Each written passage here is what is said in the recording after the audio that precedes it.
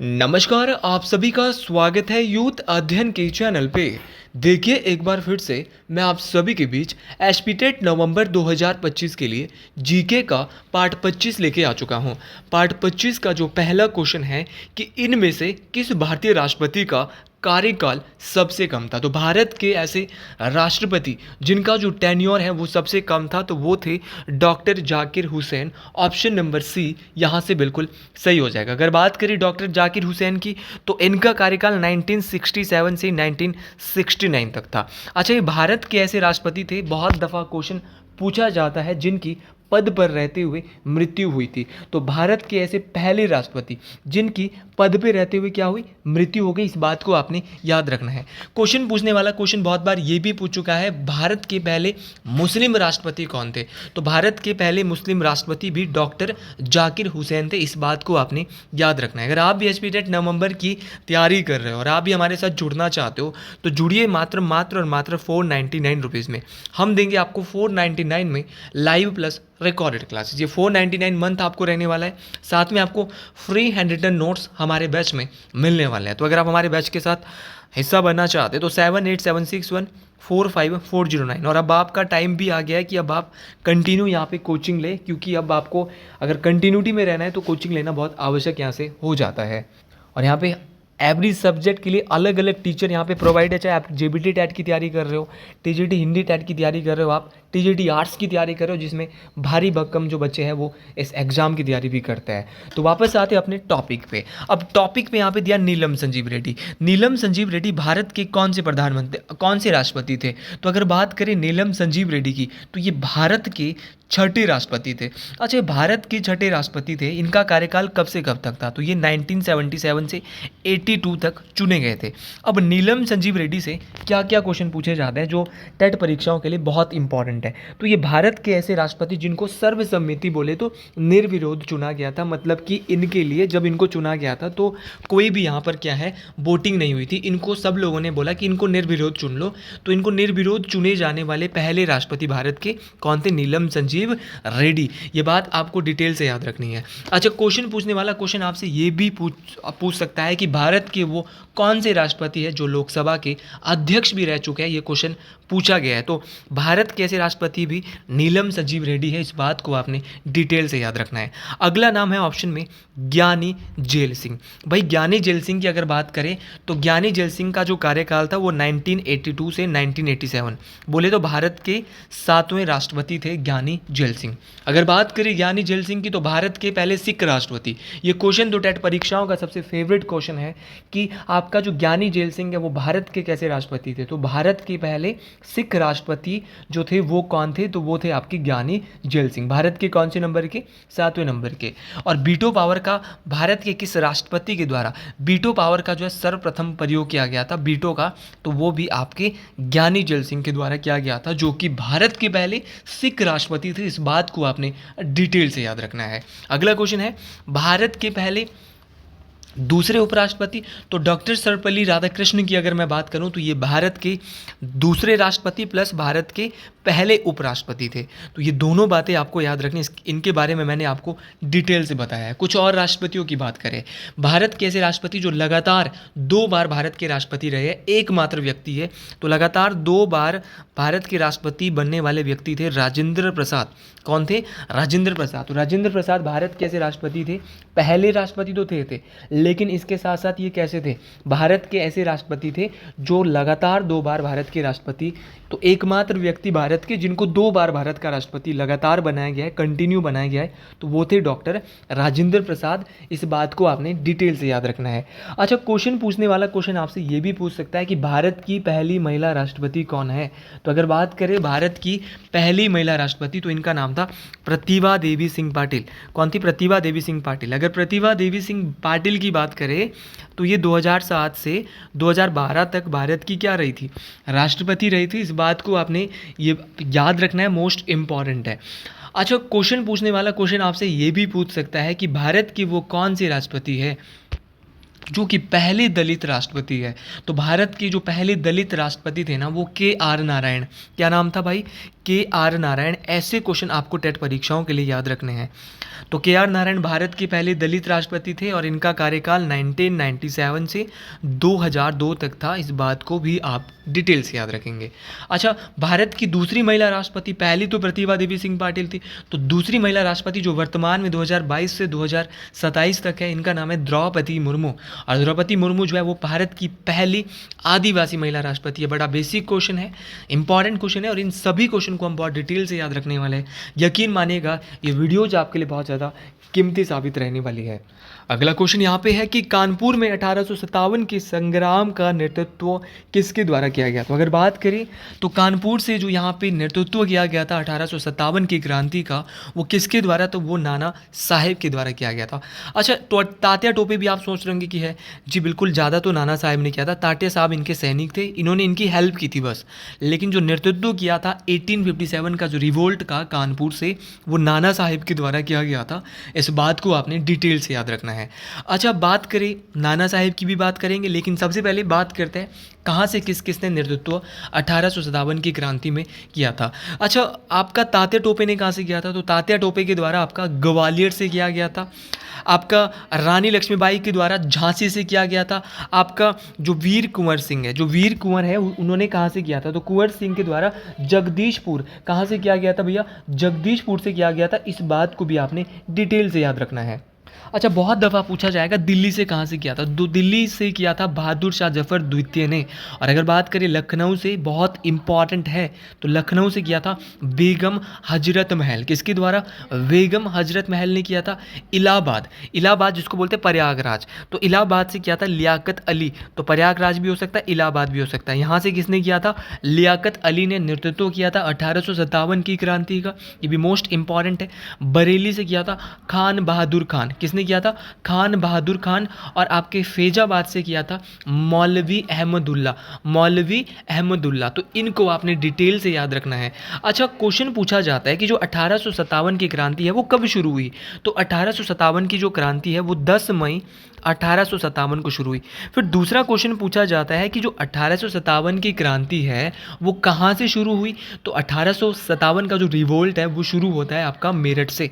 आपको क्वेश्चन पे क्वेश्चन आना चाहिए, जितना ज़्यादा आपको डिटेल से पूछा जाएगा ना, आपको दिक्कत नहीं आनी चाहिए। तो इस सारे के सारे क्वेश्चन देखिए बहुत ज़्यादा इंपॉर्टेंट रहने वाले हैं। अच्छा, क्वेश्चन बहुत बार ये पूछा जाता है कि जो तात्या टोपे है इनका वास्तविक नाम क्या था?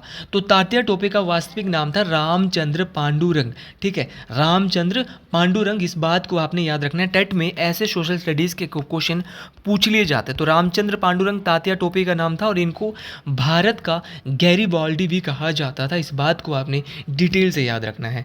अच्छा, क्वेश्चन पूछने वाला क्वेश्चन आपसे ये भी पूछता है कि मणिकर्णिका, मणिकर्णिका के नाम से बचपन में किसे जाना जाता था? तो मणिकर्णिका के नाम से बचपन में महारानी लक्ष्मीबाई को जाना जाता था। ये बात आपने याद रखना है।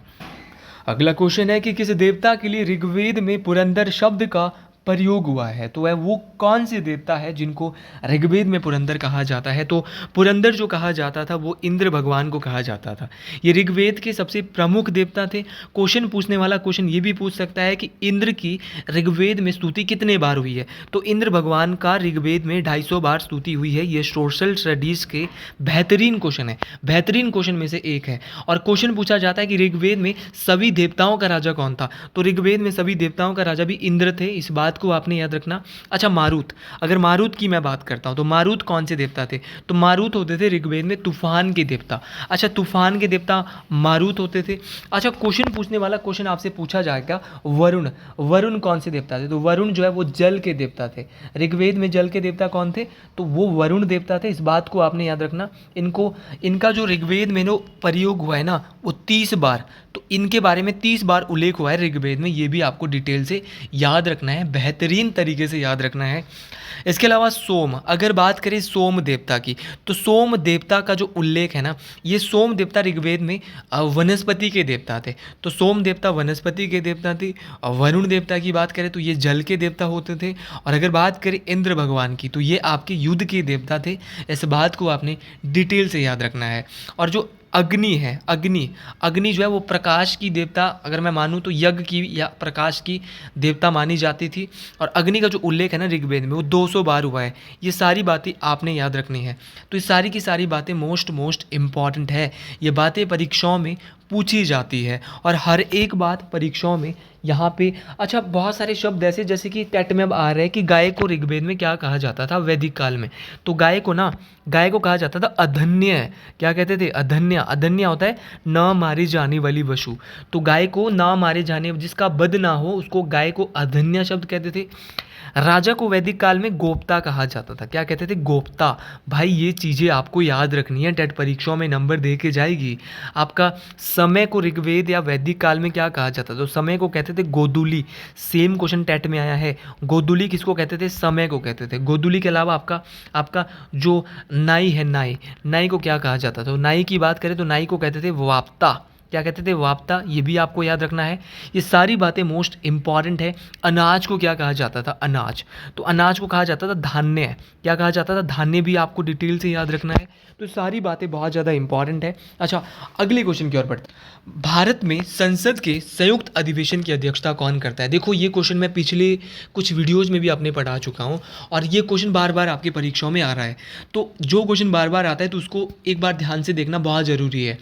तो भारत में जो संसद का संयुक्त अधिवेशन है उसकी अध्यक्षता करता है लोकसभा का अध्यक्ष। आप सब लोग जानते हैं कि वर्तमान में जो भारत की लोकसभा है उसका जो अध्यक्ष है वो ओम बिरला है। तो वर्तमान में अगर संसद का कोई भी अधिवेशन बुलाना हो तो कैसे बुलाएंगे? तो संसद का अधिवेशन अगर आप बुलाते हो तो संसद के अधिवेशन के लिए लोकसभा का अध्यक्ष उनको बुलाता कौन है? बुलाएगा आपका राष्ट्रपति। कौन बुलाएगा? राष्ट्रपति। तो ये वाला क्वेश्चन भी पूछा जाता है कि लोकसभा का जो संसद के दोनों सदन हैं, चाहे संयुक्त अधिवेशन किसका होता है? लोकसभा और राज्यसभा। तो उनको बुलाएगा तो प्रेसिडेंट, लेकिन उस सदन की जो अध्यक्षता करेगा वो कौन करेगा? तो संयुक्त अधिवेशन की अध्यक्षता करेगा लोकसभा का अध्यक्ष। अब क्वेश्चन ये पूछा जाता है कि किस आर्टिकल में ये बात बोली गई है कि लोकसभा का जो अध्यक्ष है वो इसकी अध्यक्षता करेगा? तो आर्टिकल नंबर 108 जॉइंट सेशन की बात करता है। इस बात को आपने डिटेल से याद रखना है। ये सारी की सारी बातें देखिए बहुत ज़्यादा इंपॉर्टेंट है, परीक्षाओं में काम आने वाली है। बहुत बार ये क्वेश्चन पूछा जाता है कि संविधान के किस अनुच्छेद के अंतर्गत धन विधेयक को परिभाषित किया गया है। ये क्वेश्चन टेट परीक्षाओं का सबसे इंपॉर्टेंट क्वेश्चन है कि मनी बिल के बारे में किस अनुच्छेद में बताया गया है। तो याद रखना, मनी बिल के बारे में आर्टिकल नंबर 110 में बताया गया है। क्वेश्चन बहुत दफ़ा ये भी पूछा गया है कि जो लोकसभा का अध्यक्ष है वो अपना त्यागपत्र किसे सौंपता है? तो लोकसभा का अध्यक्ष अपना जो त्यागपत्र है वो लोकसभा के डिप्टी स्पीकर, लोकसभा के उपाध्यक्ष को देता है। इस बात को आपने याद रखना है। बहुत दफ़ा ये सीधा क्वेश्चन पूछा जाता है कि लोकसभा की संरचना के बारे में भारतीय संविधान के किस आर्टिकल में बताया जाता है? तो लोकसभा के बारे में बताया जाता है 81। और अगर बात करें खाली राज्यसभा की संरचना की तो आर्टिकल 80 राज्यसभा की बात करता है और आर्टिकल 79 किसकी बात करता है? संसद की बात करता है। इस बात को आपने याद रखना है। ये क्वेश्चन बहुत ज़्यादा इंपॉर्टेंट है। ये क्वेश्चन परीक्षाओं में पूछा जाता था। संसद के सत्र के बारे में, विघटन के बारे में और सत्रावसान के बारे में किस आर्टिकल में बोला जाता है? जो संसद के सत्र होते हैं ना, 3 सत्र होते हैं, बजट सत्र, मानसून सत्र, शीतकालीन सत्र। अच्छा, इनके बारे में मैं आपको कभी और डिटेल से बताऊंगा क्योंकि क्वेश्चन काफ़ी लंबा हो चुका है। एक क्वेश्चन और देख लेते हैं। तो आर्टिकल नंबर 85 संसद के सेशन के बारे में, सत्र के बारे में बात करता है। अगला क्वेश्चन है कि भारत का बिस्मार्क कौन है? अगर बात करें भारत के बिस्मार्क की तो भारत के बिस्मार्क सरदार वल्लभ भाई पटेल है। इस बात को आपने याद रखना है। अगर बात करें सरदार वल्लभ भाई पटेल की तो ये भारत के पहले उप प्रधानमंत्री और भारत के पहले होम मिनिस्टर थे, भारत के पहले गृह मंत्री थे। तो सीधा क्वेश्चन परीक्षाओं में पूछा जाता है भारत के पहले डिप्टी प्राइम मिनिस्टर या भारत के पहले उप प्रधानमंत्री या भारत के पहले गृह मंत्री कौन थे? तो वो थे सरदार पटेल। ऑप्शन नंबर सी आपको बिल्कुल याद रखना है। अच्छा, क्वेश्चन पूछने वाला क्वेश्चन आपसे ये भी पूछता है कि भारत में लौह पुरुष और अखंड भारत के सूत्रधार के नाम से किसे जाना जाता है? तो भारत के लौह पुरुष और अखंड भारत के सूत्रधार के नाम से जो जाना जाता है वो भी सरदार पटेल जी को ही जाना जाता है। इस बात को आपने डिटेल से याद रखना है। इनका जन्म कब हुआ था? टेट परीक्षाओं में ये क्वेश्चन एग्जैक्ट पूछा गया है। तो इनका जन्म जो है वो 31 अक्टूबर, क्या बोलेंगे, 31 अक्टूबर 1875 को गुजरात के नाडियाड, नाडियाड। कहाँ पे हुआ था? गुजरात के नाडियाड में 31 अक्टूबर 1875 को सरदार जो वल्लभ भाई पटेल है वो क्या है, ये बात आपको याद रखनी है। 31 अक्टूबर 1875 को गुजरात के नाडियाड में क्या हुआ था, इनका जन्म हुआ था। इसीलिए 31 अक्टूबर को अब क्या मनाया जाता है, तो 31 अक्टूबर को बात करें तो राष्ट्रीय एकता दिवस। राष्ट्रीय एकता दिवस कब मनाया जाता है, तो 31 अक्टूबर को इनके जन्म दिवस के अवसर पर ही, जो सरदार वल्लभ भाई पटेल है इनके जन्म दिवस के अवसर पर ही क्या मनाया जाता है, राष्ट्रीय एकता। अब राष्ट्रीय एकता दिवस क्यों मनाया जाता है, नेशनल यूनिटी डे इनके ही जन्म दिवस के अवसर पर। इनको भारत का लौह पुरुष कहते हैं, लेकिन अब क्यों इनके जन्म दिवस के अवसर पर नेशनल यूनिटी डे 31 अक्टूबर को मनाया जाता है। तो मेरे भाई मेरे मित्रों ध्यान से सुनना है, क्योंकि इन्होंने जब आज़ाद हो गया था ना भारत, तो भारत की 560 से अधिक रियासतों को एकीकरण करने में, उनको एक बनाने में अपनी भूमिका निभाई थी। इसीलिए 31 अक्टूबर को राष्ट्रीय एकता दिवस, नेशनल यूनिटी डे मनाया जाता है।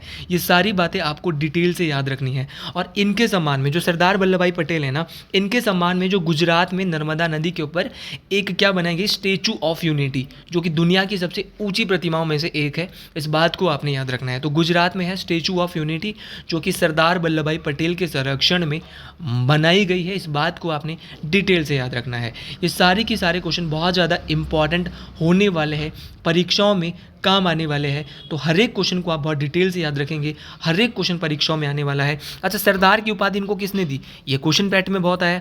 तो 1828 में इन्होंने बारदोली सत्याग्रह किया था। तो बारदोली सत्याग्रह के दौरान बारदोली की जो महिलाएं हैं, जब उन्होंने सफलतापूर्वक इस नेतृत्व को किया था, तो वहाँ की महिलाओं ने इनको सरदार की उपाधि दी। इस बात को आपने डिटेल से याद रखना है। ये सारे के सारे क्वेश्चन बहुत इंपॉर्टेंट है। और सरदार वल्लभ भाई पटेल के वैसे बहुत सारे उपनाम हैं, लेकिन सरदार हो गया, भारत का लौह पुरुष हो गया, ये इनके मुख्य नाम है। इस बात को आपने डिटेल से याद रखना है। एक बार क्वेश्चन पूछा गया था कि सरदार वल्लभ भाई पटेल के पिता का नाम झावर भाई पटेल था। इस बात को आपने याद रखना है। ये सारे के सारे क्वेश्चन बहुत इंपॉर्टेंट है। और सरदार वल्लभ भाई पटेल को भारत का सबसे बड़ा पुरस्कार भारत रत्न जो दिया गया था वो 1991 में दिया गया था। ये बात आपको याद रखनी है। ये सारी के सारे क्वेश्चन बहुत इंपॉर्टेंट है और ये सारे के सारे क्वेश्चन परीक्षाओं में पूछे जाते हैं। तो एक क्वेश्चन और कर लेते हैं। आज का अंतिम क्वेश्चन, मुद्रा राक्षस नामक पुस्तक का लेखक कौन था। तो अगर बात करें मुद्रा राक्षस नामक पुस्तक की, तो इस लेखक के जो रचयिता थे ना मुद्रा राक्षस नामक पुस्तक के, वो थे विशाखा दत्त। तो विशाखा दत्त के द्वारा बुक लिखी गई थी मुद्रा राक्षस। भाई यहाँ पे कौटिल्य दिया है, चाणक्य है, चाणक्य के द्वारा बुक लिखी गई थी अर्थशास्त्र। कौन सी? अर्थशास्त्र। अगले बार कल के लिए क्वेश्चन पूछ सकता है कि बाणभट्ट के द्वारा कौन सी बुक लिखी गई थी। तो अगर बात करें बाणभट्ट, तो बाणभट्ट के द्वारा 2 किताबें, हर्षचरित और कादम्बरी। तो हर्षचरित और कादम्बरी जो पुस्तक है ना, वो बाणभट्ट के द्वारा लिखी गई थी। इस बात को आपने डिटेल से याद रखना है, ये भी मोस्ट इंपॉर्टेंट है। कालिदास के द्वारा कौन कौन सी किताबें लिखी गई थी। कालिदास को भारत का शेक्सपियर भी कहा जाता है। कालिदास के द्वारा बहुत सारी किताबें लिखी है। कालिदास ने लिखी है कुमार संभवम। तो कुमार संभवम आपसे पूछी जा सकती है, रघुवंशम पूछी जा सकती है, आपसे अभिज्ञान शकुंतलम पूछी जा सकती है, कोई सी बुक भी आपसे पूछी जा सकती है। आपको सारी की सारी याद रखनी है। कुमार संभवम याद रखनी है, रघुवंशम याद रखनी है, अभिज्ञान शकुंतलम याद रखनी है। ये सारी की सारी बुक से कालिदास के द्वारा लिखाई गई थी। पंचतंत्र सबसे फेवरेट है टेट परीक्षाओं की। पंचतंत्र लिखी है विष्णु शर्मा ने। इसके अलावा हुमायूं नामा, हुमायूं नामा के रचयिता है गुलवदन बेगम। यामा, यामा जो बुक है वो लिखी है आपकी महादेवी वर्मा के द्वारा। और अवंती सुंदरी जो लिखी है वो लिखी है दंडी। अवंती सुंदरी किसने लिखी है? दंडी ने लिखी है। अवंती सुंदरी आपके दंडी ने लिखी है। और दश कुमार चरित्र भी दंडी के द्वारा ही लिखी गई है। लेकिन अमरकोश एक बुक है, उसको बहुत आसान है अमरकोश। अमरकोश जो बुक लिखी है वो लिखी है अमर सिंह के द्वारा। तो आज के लिए इतना ही। अगर आपको भी मेरी वीडियो पसंद आई हो, एक बुक और याद रख लो जो इस बार के टेट परीक्षाओं में आ सकती है, वो बुक है प्रेम वाटिका। तो प्रेम वाटिका बुक लिखी है रस खान। तो प्रेम में रस होता है, इस बात को आपने याद रखना है। तो इसीलिए प्रेम वाटिका बुक लिखी है रस खान ने। तो अगर आपको भी मेरी वीडियो पसंद आई हो तो कमेंट बॉक्स में ज़रूर लिखिए हर हर महादेव।